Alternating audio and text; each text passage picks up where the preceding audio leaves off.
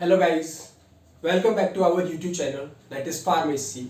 और आज के इस लेक्चर वीडियो में हम देखेंगे कि वेरियस सिस्टम्स ऑफ बॉडी क्या क्या होते हैं और उसके बाद में हम एक रफ आइडिया ले लेंगे कि होम्योस्टेसिस क्या होता है। मेरा नाम है सत्यम शर्मा और आप देख रहे हैं एचएपी लेक्चर के बारे में कि एचएपी के जो फर्दर लेक्चर्स हैं उनके बारे में, और ये लेक्चर नंबर 3 है। तो बिना किसी देरी के चलिए स्टार्ट करते हैं। तो हम जब देख रहे थे कि पिछले कुछ वीडियोस जो है, अगर आपने अभी तक चेकआउट नहीं किया है तो प्लीज देख लीजिएगा उनको, वो आपको प्लेलिस्ट में मिल जाएंगे।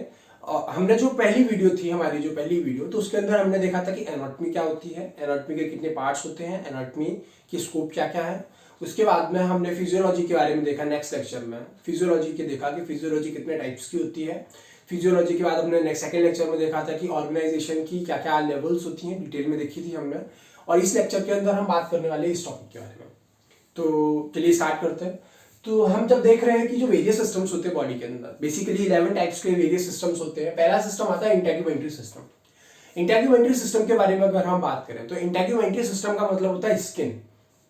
मतलब कि जब भी हम इंटेग्युमेंट्री सिस्टम के बारे में बात करेंगे तो हम सबसे पहले यही एनालाइज करेंगे, डेटा इंटरप्रेट करेंगे कि हम बात कर रहे हैं स्किन के बारे में। इंटेग्युमेंट्री सिस्टम मतलब स्किन से रिलेटेड जितनी भी चीजें हैं वो स्किन के बारे में हम पूरा डिटेल में पढ़ेंगे। फर्दर जो नेक्स्ट लेक्चर्स आने वाले, जो नेक्स्ट टॉपिक पढ़ेंगे उनके अंदर हम स्किन को पूरा डिटेल में पढ़ेंगे। नेक्स्ट सिस्टम आता है स्केलेटल सिस्टम। स्केलेटल सिस्टम का मतलब होता है बोन्स। मतलब हमारा जो भी स्केलेटल सिस्टम है, जो भी स्केलेटल सिस्टम मतलब बोले तो दो प्रकार का जो सिस्टम होता है, एक एक्सियल सिस्टम होता है और एक अपेंडिकुलर सिस्टम होता है। एक्सियल सिस्टम में हम अलग अलग बोन्स के बारे में बात करते हैं, अपेंडिकुलर सिस्टम में हम अलग अलग पार्ट्स के बारे में बात करते हैं। जैसे कि हम एक में 4 लिम्स और हाइंड लिम्स के बारे में बात करेंगे, एक में हम ब्रेन के बारे में बात करेंगे, फेस बोन्स के बारे में बात करेंगे, क्रेनियम के बारे में बात करेंगे, और उसके बाद में हम सर्विकल रीजन के बारे में बात करेंगे, फिर थोरैसिक रीजन, लंबर, सैक्रल, कोकेक्स, ये सारे के सारे रीजन। मतलब ये वर्टिब्री जो है वर्टिब्री के बारे में बात करेंगे, इनके फॉर्मूला होते हैं।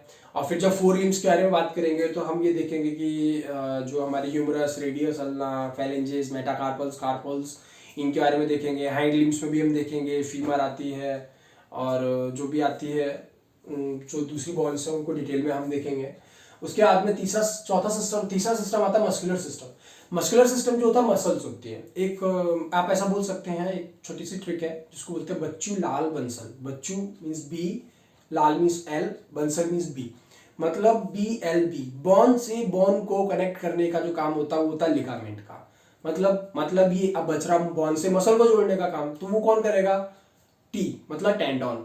बॉन to muscle, bone to muscle मतलब बॉन से मसल को जोड़ने का काम टेंडन करता है। बच्चू लाल बंसल्स मीन्स बॉन से बॉन को जोड़ने का काम लिगामेंट करता है। मतलब कि हमारे जो स्केलेटल सिस्टम है, स्केलेटल सिस्टम और मस्कुलर सिस्टम को आपस में जोड़ने का काम जो होता है वो टेंडन का होता है। ठीक, इसके बारे में बात करेंगे हम फर्दर वीडियोस में, डिटेल में बात करेंगे। नेक्स्ट आता है हमारा नर्वस सिस्टम। नर्वस सिस्टम हम बात करते हैं तो हमारा इंटीग्रेटेड सिस्टम होता है। मतलब जिसमें हमारे जो डेटा होता है, डेटा हम जो आसपास के डेटा को इंटीग्रेट करते हैं, उसको एनालाइज करते हैं, फिर उसको हम ब्रेन में सिग्नल्स को सेंड करते हैं। और ये जो भी सिग्नल्स होते हैं, हाथ का मूवमेंट, बॉडी का पोस्चर, कहाँ जाना है, किधर जाना है, ये सारा का सारा जो बॉडी का बैलेंसिंग का काम होता है, या जो भी हम अलाइव है, हमारी जो कॉन्शियसनेस है वो जो भी होती है वो हमारे नर्व सेल्स की वजह से होता है। मतलब हमारा ब्रेन जो है बहुत हाईली डेवलप एरिया होता है और नर्वस सिस्टम उसी के अंदर आता है। एक छोटा सा स्टार पॉइंट आपको बता दूं, एक आउटलाइन, मतलब ये आप बोल सकते हो थोड़ा एक्स्ट्रा एडिशनल पॉइंट है कि ब्रेन के आपको पार्ट्स पता है कौन कौन से होते हैं? 4 brain, mid brain, hind brain. तो हमने जब भी ह्यूमन इवोल्यूशन के बारे में बात की है तो ह्यूमन इवोल्यूशन के अंदर सबसे ज्यादा डेवलप होने वाला जो रीजन है ब्रेन का वो है 4 ब्रेन। मिड ब्रेन और हाइंड ब्रेन इतना ज्यादा डेवलप नहीं हुआ जितना कि 4 ब्रेन डेवलप हुआ। This is the extra point. ठीक, उसके बाद हम बात करते हैं कार्डियो एंडोक्राइन सिस्टम की। एंडोक्राइन सिस्टम मतलब कि केमिकल्स, मतलब हमारे जो शरीर के ऑर्गन्स हैं, मतलब जो ग्लैंड्स हैं हमारी, वो ग्लैंड्स जो हैं वो अपनी सीक्रेशन करती है, अपने केमिकल्स को सीक्रेट करती हैं, उनको हम बोलते हैं हार्मोन्स। वो किस तरह की सीक्रेट, मतलब एंडोक्राइन सिस्टम, दो प्रकार के सिस्टम होते हैं, दो प्रकार की ग्लैंड्स होती है, एक होती है एंडोक्राइन और एक एक्सोक्राइन होती है। तो उनमें जो एंडोक्राइन सिस्टम है उनमें हम ग्लैंड्स के बारे में भी बात करेंगे कि कौन सी ग्लैंड्स होती हैं, कौन कौन सी सेल्स क्या क्या हार्मोन्स को सीक्रेट करती हैं। तो वो एंडोक्राइन सिस्टम आ गया। नेक्स्ट आता है कार्डियोवैस्कुलर सिस्टम। कार्डियोवैस्कुलर सिस्टम मतलब कि कार्डियो और वैस्कुलर दो शब्द से मिलकर बन रहा है कार्डियोवैस्कुलर। कार्डिया का मीन्स होता है हार्ट और वैस्कुलर मतलब होता है उसके फंक्शंस के बारे में हम बात करेंगे। मतलब कार्डियोवैस्कुलर सिस्टम की जब भी बात करेंगे तो हम बात करेंगे किसकी? हार्ट की। उसके बाद में आता है नेक्स्ट सिस्टम है lymphatic and immune system. Lymphatic और इम्यून सिस्टम। लिम्फेटिक सिस्टम के अंदर हम जो जनरली जो बात करते हैं वो लिम्फ नोड्स के बारे में बात करते हैं, स्प्लीन के बारे में बात करते हैं, और इम्यून सिस्टम में हम बात करते हैं डब्ल्यूबीसी की, डब्ल्यूबीसी और उनकी सेल्स के बारे में। डब्ल्यूबीसी और उनकी सेल्स जैसे आप बोल सकते हो मोनोसाइट, लिम्फोसाइट, ये जितनी भी सेल्स हैं वो, और भी सेल्स हैं। मैं आप जब ब्लड पढ़ेंगे तो पूरा डिटेल में आपको ब्लड क्लॉटिंग वगैरह जितने भी टॉपिक्स हैं वो सब आपको बताऊंगा।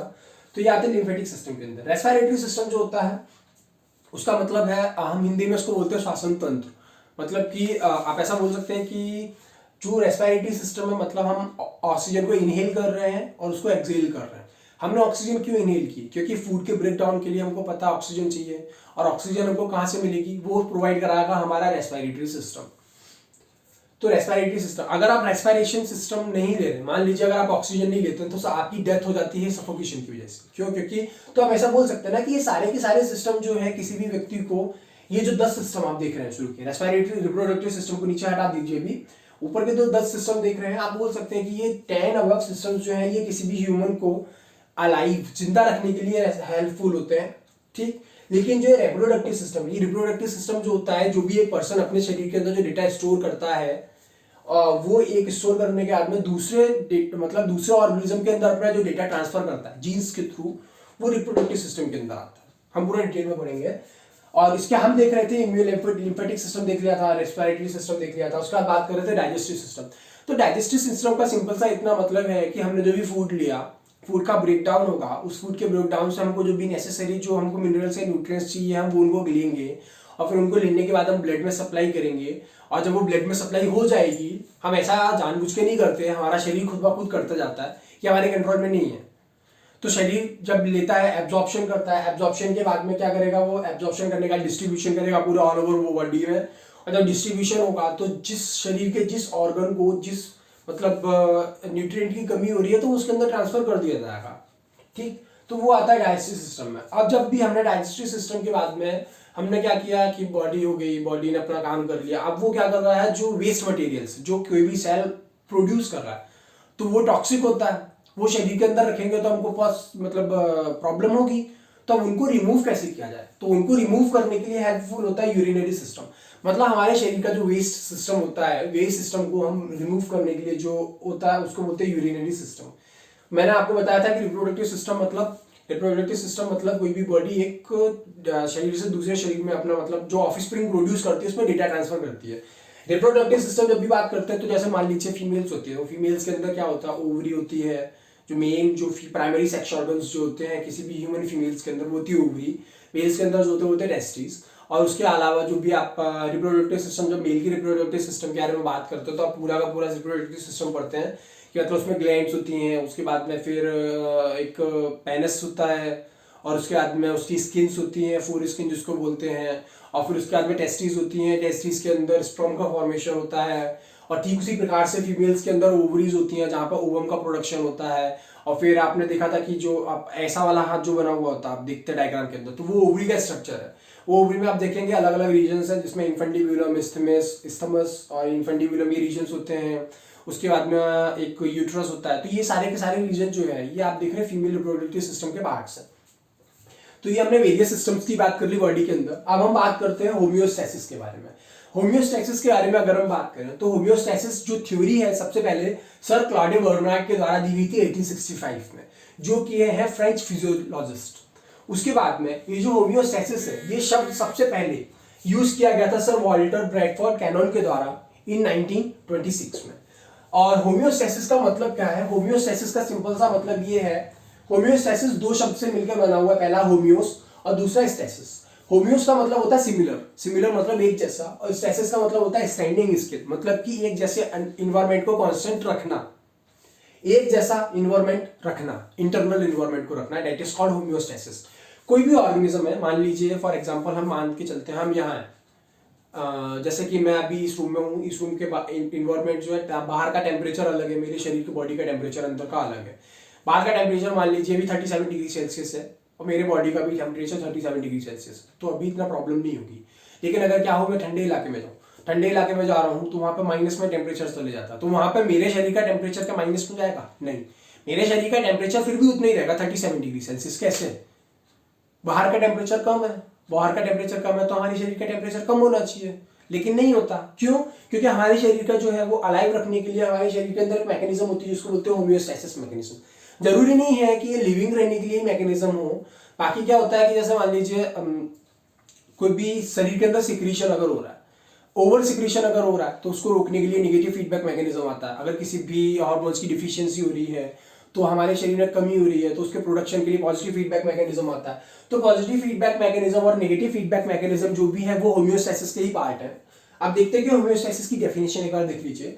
Homeostasis is the ability of an organism to maintain the internal conditions, constant internal conditions despite change in external environment. यहाँ एक शब्द मिसिंग हो रहा है, कांस्टेंट आप बोल लीजिएगा।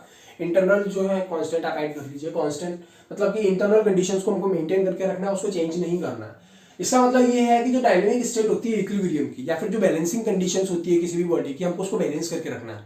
जो डायनामिक स्टेट है इक्विलिब्रियम की, वो हमको मेंटेन करके रखना है अपने शरीर के अंदर। और जब भी मैकेनिज्म की हम बात करेंगे होम्योस्टैसिस के मैकेनिज्म की, तो होम्योस्टैसिस के मैकेनिज्म के 5 बेसिक स्टेप्स जो हैं, उनकी जो 5 बेसिक पार्ट्स हैं, जो 5 पार्ट्स जो उसमें इन्वॉल्व होते हैं मैकेनिज्म के अंदर।